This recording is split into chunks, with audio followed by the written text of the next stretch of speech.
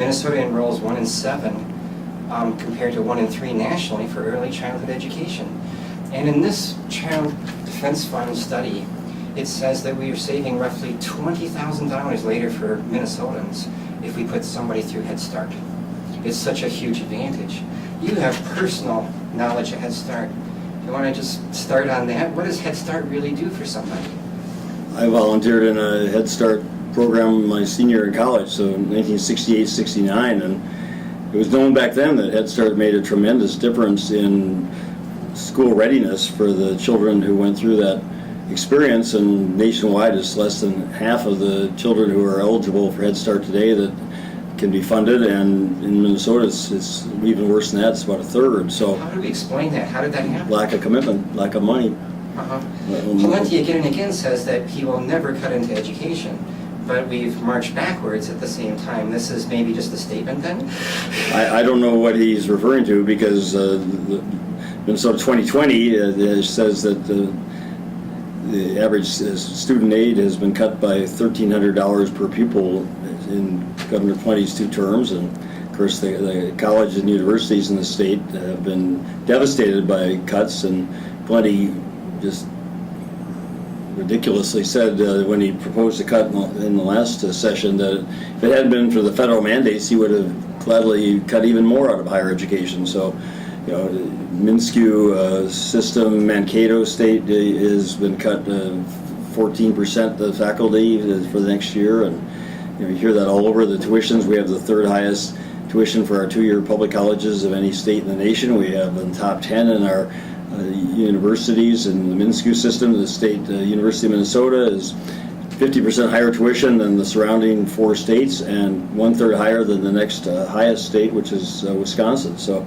I don't know what Governor Plenty is referring to, but he's cut education in real dollars and relative to other states very badly. For those who believe in a free market, it just makes sense then to go to the University of Wisconsin. Well, I've heard from so many parents who cannot afford to send their children to our own state colleges and universities. It's just shameful. And you go back again to the early childhood, we rank dead last among the 38 states that report early childhood education in terms of access. I mean, we are just so badly underfunding education from prenatal and from very early childhood all the way through school readiness. We're one of a handful of states that does not provide state funding for all-day kindergarten, which we should. I mean, we've just gone backwards and backwards steadily under Plenty's, don't tax the rich, allow them to find the loopholes to avoid paying their fair share of taxes, and everybody else suffers. I've seen you a couple times on this issue, and I know you're really passionate about it. And I know a lot of other people are too, but I don't think most Minnesotans know this. I think it's really kind of escaped them. Well, I'd like to believe that Minnesotans knew how bad it really was, that they would be up in arms and wanting to do something about it, such as change direction in this election, because, I taught public school in New York City, my first job out of college. I've always said it's the toughest job I ever had, and I had 32 children in a 9th grade classroom, and I learned 2 things very quickly. One is it takes incredible skill and dedication to become a good teacher, and secondly, no matter how skilled you are, you cannot reach individually 32 children in a classroom. So when I go to Rochester and I see 36 children in a 5th grade classroom with only 1 teacher, and I see those kind of overcrowded conditions all over the state, I know we're going in the wrong direction in terms of our funding for education. What's an ideal size for a class in early years? What do you think? Well, 20, the Minneapolis St. Paul about a decade ago passed a referendum that said in the very early grades 15, 16 kids were ideal. Really? And then you're doubling it or more? Oh yeah, it's just terrible all over. So I think, depending on the background of the children, but probably ideally one elementary school teacher with 15 children in a classroom would be probably the optimal size. We described the problem. What's the solution? Money. Make the rich pay their fair share of taxes and fund education in this state where we need to protect the future of Minnesota. And if we don't, we're going to leave more and more children behind. That's the phrase that's used. Of course, we are already, and we're going to be giving children the very, very unfair situation depending on whether they happen to live in a relatively affluent part of the state or a poorer part of the state, and to depend on the property taxes as is happening now, and on referenda, those voters that vote them up, the kids benefit, the voters that vote them down, the kids are penalized and suffer. It kind of stuns me actually, because I guess I don't see a bigger thing to invest in for the future of Minnesota than education.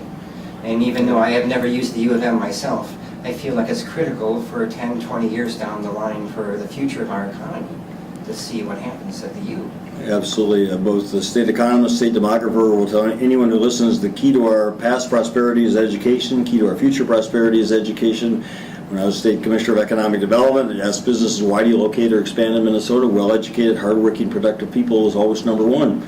So Tim Valenti and Tom Emmer would follow even to a further extreme, want to slash more and more funding for education. Half the state budget goes to education. So there's no one who can say they're not going to raise revenues without then having to cut education drastically.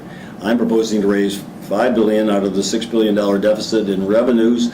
The next one closest to me is $2 billion, and the other DFL is $1 billion. So they're going to have to cut or shift at $4 billion or $5 billion, respectively, in order to make up the balanced budget. So, all this rhetoric doesn't count for anything if people are not going to raise the taxes from the rich necessary to fund the future of Minnesota. How did we turn away from progressive taxation? When was that? When we did turn that corner? Over a period of time. It's sort of the proverbial, if you put the frog in the hot water, it jumps out. If you put it in the warm water and heat it up, it falls asleep and dies. Well, we've sort of been put to sleep in Minnesota. It's happened over a period of time, and of course compounded with the Bush tax cuts, which I voted against in the Senate. But, for example, a number of years ago, they eliminated the top property tax bracket. Recently, there's a home in Lake Minnetonka put on the market for $58 million. That home's been getting a property tax cut for the last decade or more. So, we talk about going in the wrong direction. Our taxes have become more and more regressive. The richest 1% of the people in Minnesota who earn over $1 million a year, according to the Department of Revenue, pay only 2/3 of what everybody else pays in state and local taxes. I mean, that's just fundamentally wrong, and it means we don't have the money necessary to fund education and early childhood education, the other things that are crucial to our future. It almost seems like we've shifted towards selfishness.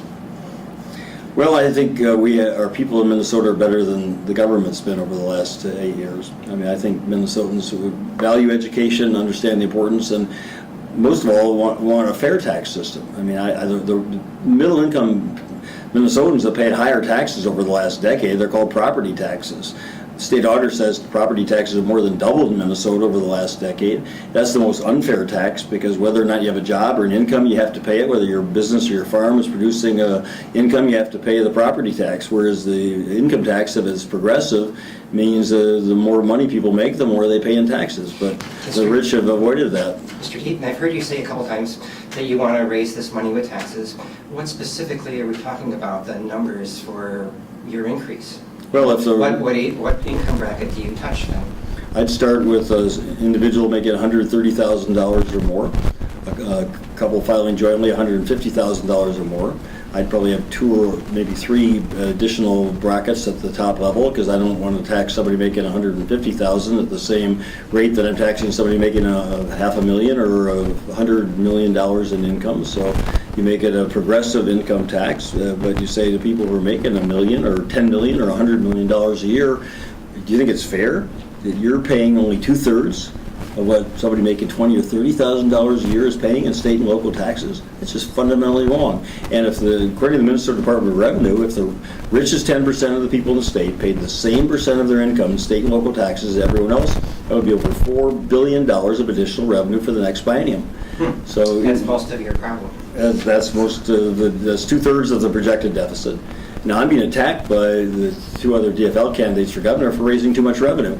But if you're not going to raise the revenue, then you have to cut spending, and since over half the state budget goes for education, that means you have to cut funding for education, for health care, for transportation, for essential human needs. And so it's really a question of dollars and cents, but it's also values and priorities.